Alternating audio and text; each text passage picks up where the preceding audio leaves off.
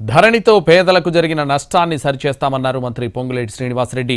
ఆక్రమణకు గురైన భూముల సమస్యకు పరిష్కారం లభిస్తుందని తెలిపారు.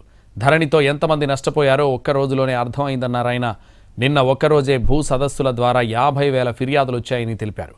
వచ్చే ఆగస్టు నాటికి రైతుల సమస్యలు అన్నీ పరిష్కారం అవుతాయని హామీ ఇచ్చారు. భూదార్ కార్డులను ప్రతి రైతుకు ఇస్తామని తెలిపారు. రైతులకు సంబంధించిన ఆస్తుల వివరాలని భూదార్లో పొందుపరుస్తామంటున్న మంత్రి పొంగులేటితో మా ప్రతినిధి Bhupal face to face.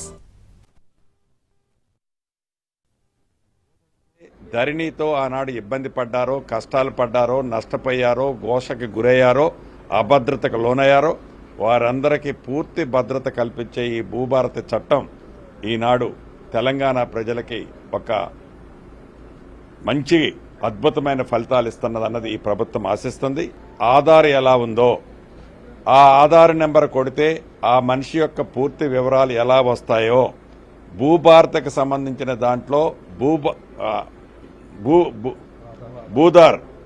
Bhudhaar కార్డును కూడా ఇచ్చే కార్యక్రమాన్ని ఈ భూభారత చట్టంలో పేర్కొన్నారు.